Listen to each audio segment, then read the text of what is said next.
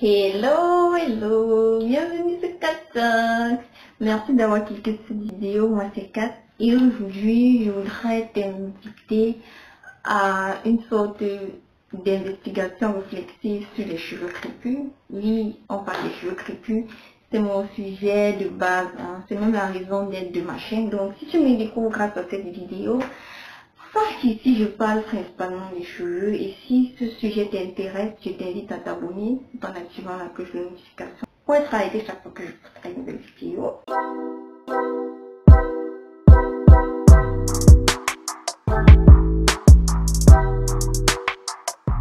Je pense que c'est un sujet très intéressant. En dehors du fait de faire des tutos, de montrer comment hydrater, assouplir et tout ça, je pense que ce serait très intéressant que je fasse très souvent des vidéos dans lesquelles je parle juste du cheveu.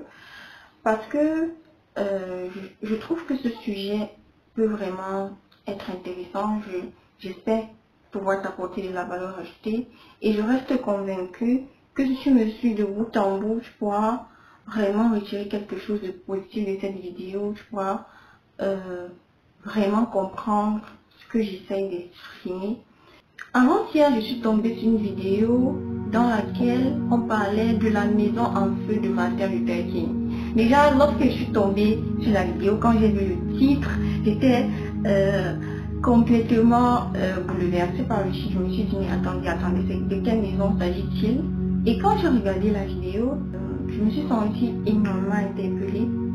Et je me suis rendu compte que ce qui est décrit dans la vidéo, je l'avais déjà observé, j'avais même déjà eu à en parler sur cette chaîne de façon très brève, de façon très vague, mais je n'avais pas encore trouvé les mots qu'il fallait pour apposer à la situation. Donc, quand j'ai vu cette vidéo, je me suis dit qu'en fait, finalement, voilà vraiment le mot, ou alors voilà comment est-ce qu'on devrait interpréter la situation. Et je me suis demandé quel est donc le comportement adopté. Donc j'y pense depuis 2 jours. J'y pense depuis 2 jours. Et pendant que je regardais cette vidéo, je me suis souvenue, je me suis rappelé une vidéo que j'avais vue sur TikTok parce que j'y vais très souvent. J'aime bien cette plateforme. TikTok, c'est une plateforme où il y a beaucoup de contenu abrutissant, mais c'est la plateforme par excellence pour se distraire. Pour moi, c'est mon avis. Je pense que c'est un réseau social où si tu veux vraiment te détendre, il suffit d'y aller, tu seras vraiment détendu. Et il y a aussi du positif sur TikTok, il n'y a pas que du négatif, il n'y a pas que du contenu abrutissant.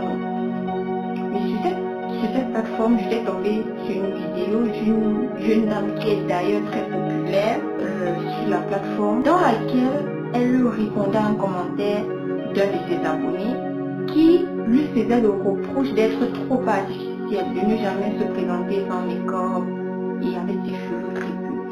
Et elle a donné une réponse sarcastique.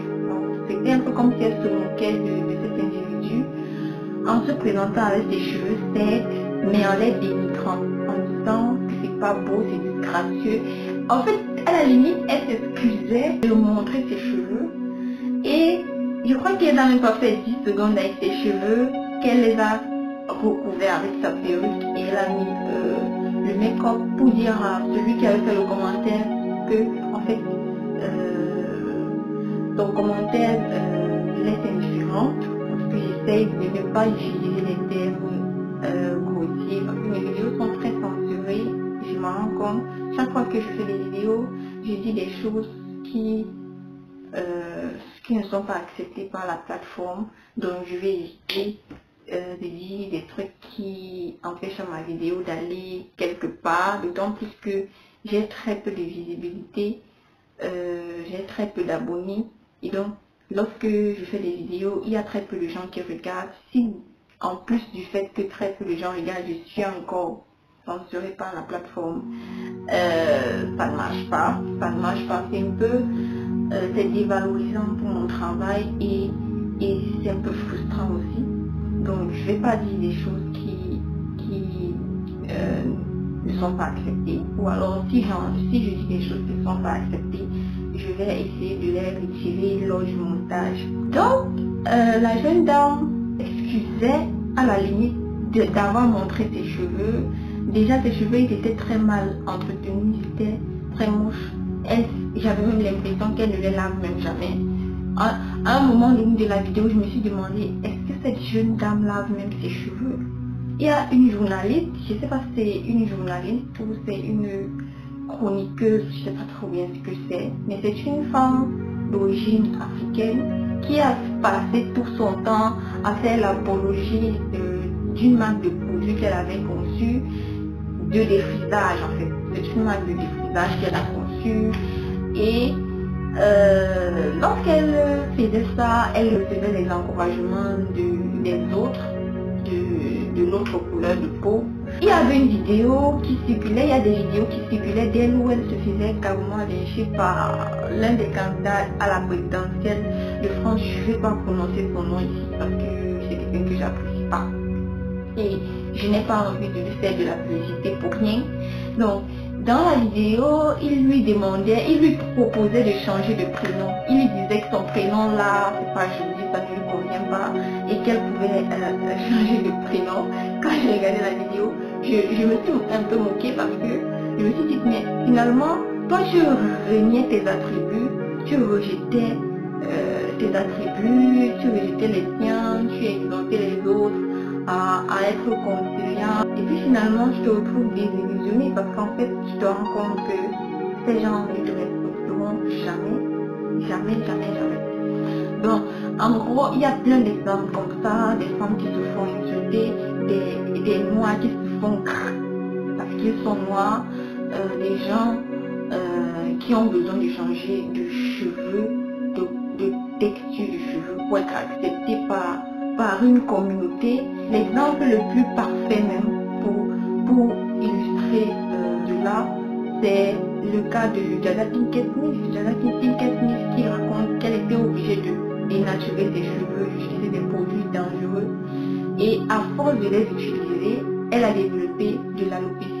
Et pourquoi elle utilisait des produits dangereux? Pour se faire accepter par une communauté. C'est vrai que j'ai souvent l'habitude de dire à mes proches que le pouvoir respecte le pouvoir dans la mesure où c'est lorsque tu as le pouvoir dans notre monde, le pouvoir il est plus matérialisé par le fait d'avoir de l'argent, d'avoir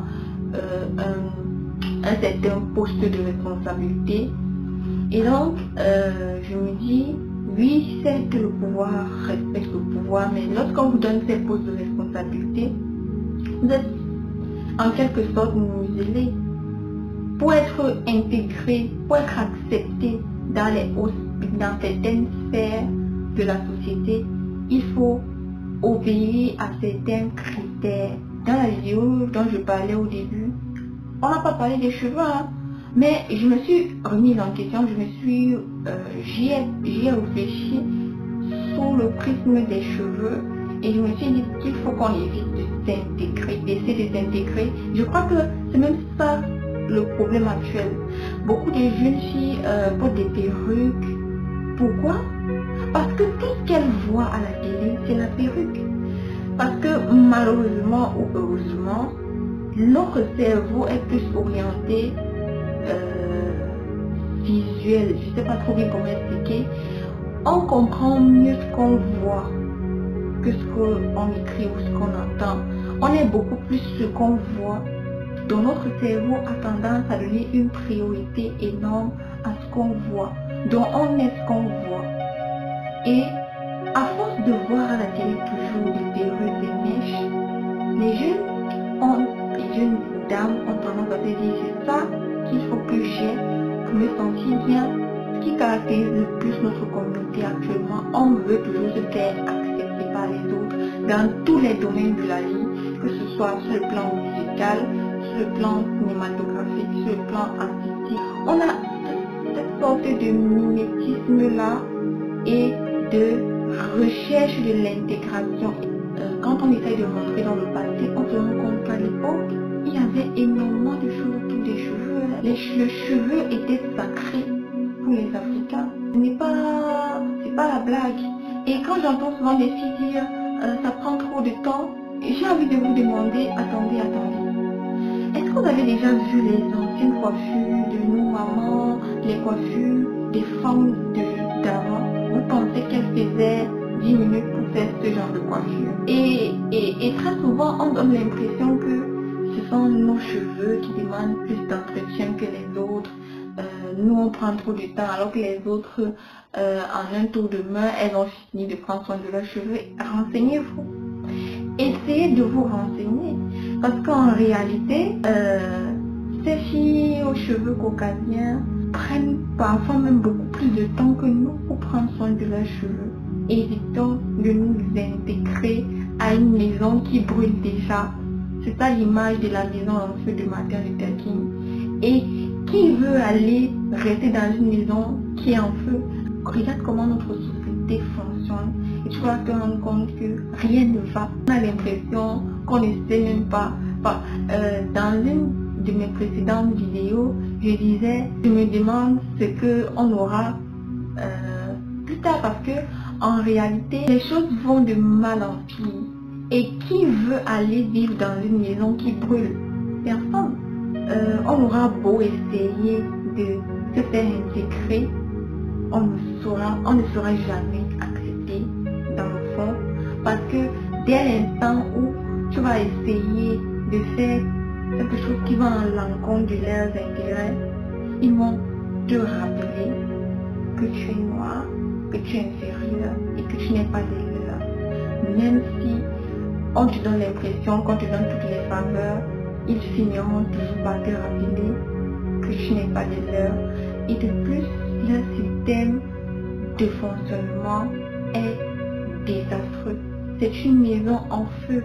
Rien ne va dans ce monde actuellement. Tu n'as pas envie d'être sur une plateforme. Tu ne peux pas dire ce que tu penses. Tu ne peux pas exprimer vraiment le fond de ta pensée. Bien sûr, dans le respect des gens. Parce que lorsqu'on verra tout simplement le titre de ta vidéo, la thématique que tu abordes, tu seras censuré parce que ça s'oppose à leurs intérêts, ça s'oppose à leur paradigme, à leur idéologie. Il faut qu'on crée nos propres paradigmes autour des cheveux. Il faut qu'on crée nos propres paradigmes autour de notre peau, de notre communauté. Créons nos propres ressources, nos propres plateformes. Il faut beaucoup plus de filles noires qui parlent de cheveux et qui en parlent sous plusieurs angles.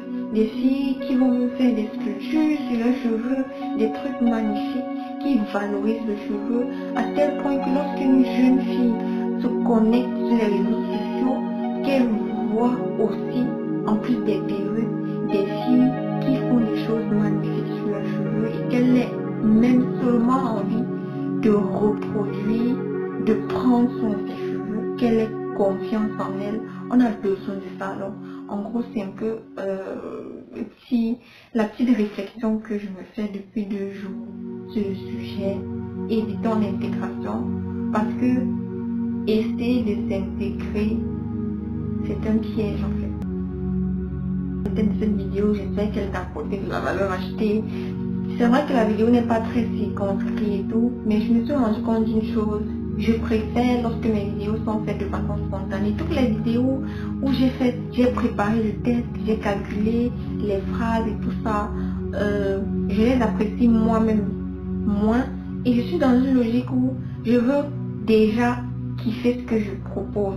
Il faut que je kiffe la vidéo et que je te fasse kiffer aussi la vidéo. Donc, je préfère le freestyle, je préfère des contenus spontanés où j'exprime vraiment le fond de ma pensée, je développe quelque chose, même si c'est pas trop construit, je développe quelque chose du début à la fin.